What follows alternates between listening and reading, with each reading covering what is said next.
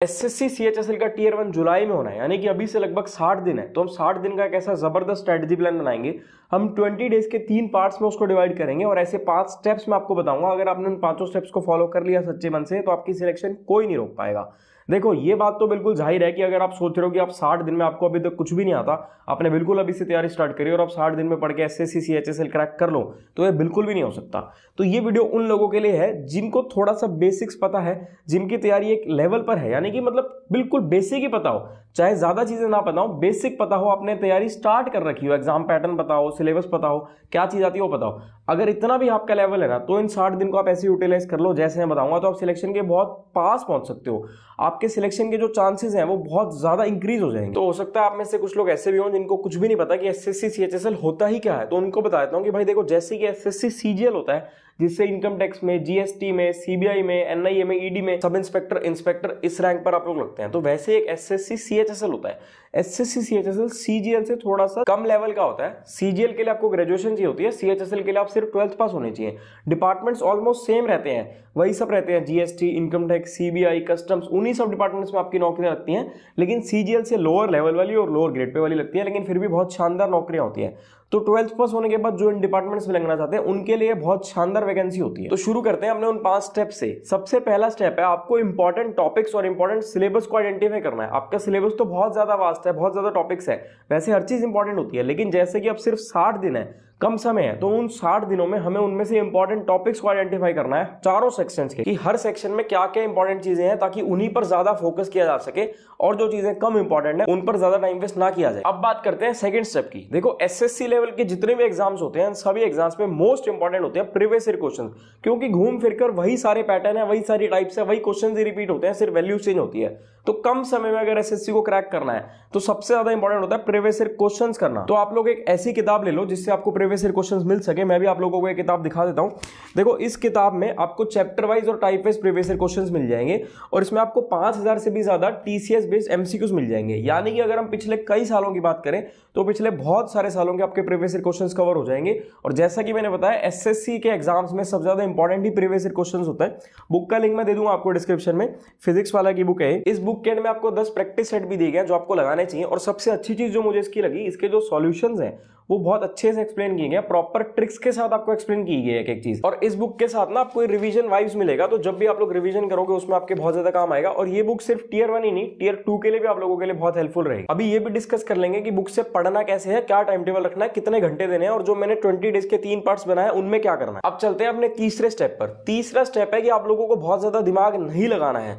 कुछ लोग क्या करते हैं, टीचर बनने की कोशिश करेंगे कि भाई मैं मुश्किल पढ़ लूं, मैं ये पढ़ लूं, मैं वो पढ़ लूं। वो बिल्कुल भी नहीं सोचना। अभी 60 दिन में आप लोगों को सीएचएसएल क्रैक करना है, आप लोगों को टीचर नहीं बनना है। तो आपको उस हिसाब से ही तैयारी करनी है कि आप सीएचएसएल क्रैक कर पाए।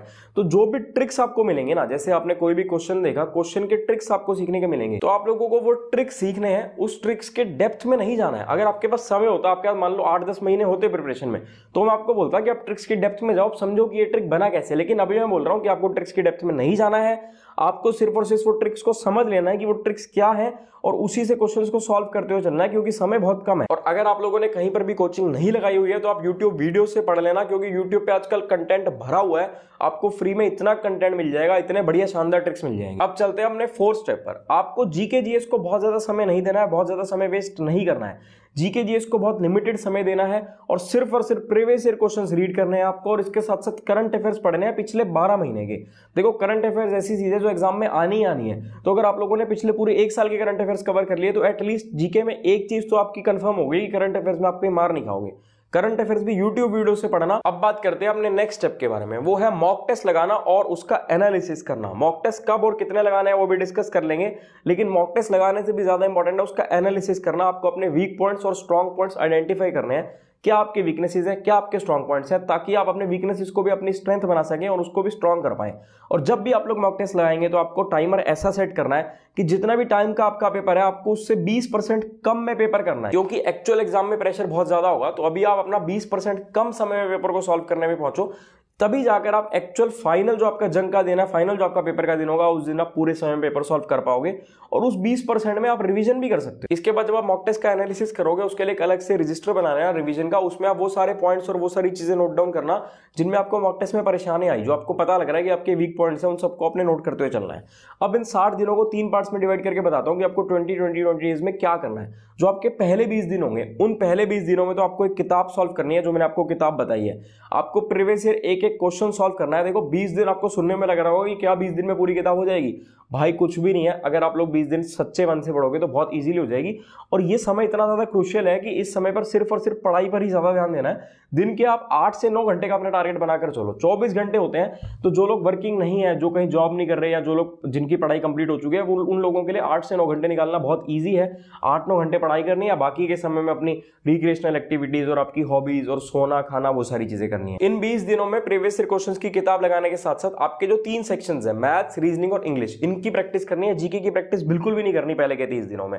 इससे आपको आपके वीकनेस, वीक पॉइंट जितने भी होंगे वो सारे आइडेंटिफाई होते चलेंगे। इन 20 दिनों के बाद जो आपके नेक्स्ट सेकंड पार्ट आएगा 20 दिनों का, उसमें एक तो यही 3 सेक्शंस की पढ़ाई करते हुए चलना है। जो जो आपके वीक पॉइंट्स हैं उनको आपको कोशिश करनी है कि उनको वो आपकी स्ट्रेंथ बनते जाए, उनकी आप ज्यादा से ज्यादा प्रैक्टिस करें। और इसके साथ साथ आपको डेली का एक मॉक टेस्ट लगाना है और उसका एनालिसिस करना है। उसके बाद जो समय बच जाए उस समय में आप लोग रिवीजन कर सकते हैं और इसी किताब से प्रीवियस ईयर क्वेश्चंस दोबारा से प्रैक्टिस कर सकते हैं। इसके बाद चलते हैं अपने तीसरे पार्ट पर, जो आपके आखिरी के 20 दिन होंगे। ये आपके लिए मोस्ट इंपॉर्टेंट और मोस्ट क्रूशियल होंगे। इन 20 दिनों में तो भाई दीन दुनिया को भूल जाना, दोस्त यार रिश्तेदार सब भूल जाना, कोई शादी नहीं, कोई बर्थडे नहीं, कोई फंक्शन नहीं, कुछ नहीं, सिर्फ और सिर्फ पढ़ाई करनी है। तभी आप लोग क्रैक कर पाओगे इस पेपर को। इन 20 दिनों में आपने जितना भी पढ़ा है अब तक, उस सबको रिवाइज करना है। देखो ये जो आखिरी के 20 दिन होंगे और इसके बाद जो आपका फाइनल डे होगा, जिस दिन आपका पेपर है, उस दिन चाहे आप तैयारी 1 साल से कर रहे हो, चाहे आप 6 महीने से कर रहे हो, और चाहे आप 3 साल से कर रहे हो, आप सभी एक ही लेवल पर होंगे। तो इन 20 दिनों की रिवीजन आपको उस लेवल पर लेकर के जाएगी कि आप अपने फाइनल एग्जाम डे वाले दिन उन सब लोगों के साथ कंपीट कर पाए जो लोग पिछले 1 साल से सच्चे मन से तैयारी कर रहे हैं। तो इन 20 दिनों में आपको अपनी बिल्कुल जी जान लगा देनी है और जितनी रिवीजन हो सके रिवीजन पे फोकस करना है। क्योंकि जितना आपने इस समय तक आप सब कुछ पढ़ चुके हो, कुछ नया पढ़ने का समय तो है नहीं, उसी सबको रिवाइज करो, अपने वीक पॉइंट्स को स्ट्रॉन्ग करो। और मॉक टेस्ट तो इन आखिरी के 20 दिनों में भी लगाने हैं। मॉक टेस्ट तो आपको लास्ट डे तक लगाने हैं। सिर्फ पेपर से 1 दिन पहले आप स्किप कर देना। पेपर से 1 दिन पहले आप लोग थोड़ा रिलैक्स करना, उस दिन बहुत ज्यादा लोड मत लेना, बहुत ज्यादा प्रेशर मत लेना, क्योंकि माइंड फ्रेश रहना चाहिए पेपर डे में। तो जो मैंने आप लोगों को स्ट्रेटेजी बता दी, अगर आप लोग इस स्ट्रेटेजी को सच्चे मन से फॉलो कर लोगे ना, तो आपकी सिलेक्शन कोई नहीं रोक पाएगा। और अगर अभी आपकी प्रिपरेशन बहुत कम है, तो एटलीस्ट आप सिलेक्शन के पास तो पहुंच पाएंगे। चाहे आपको फाइनल मेरिट में जॉब ना भी मिले, लेकिन आप वहां तक पहुंच तो पाएंगे। आपका कॉन्फिडेंस कितना बूस्ट होगा, ताकि अगले साल जब आप प्रिपेयर करोगे तो ये सारी चीजें आपके काम आएंगी। वीडियो को मैक्सिमम लोगों के साथ शेयर कर दो। कोई भी डाउट हो तो मुझसे इंस्टाग्राम पर पूछ लो।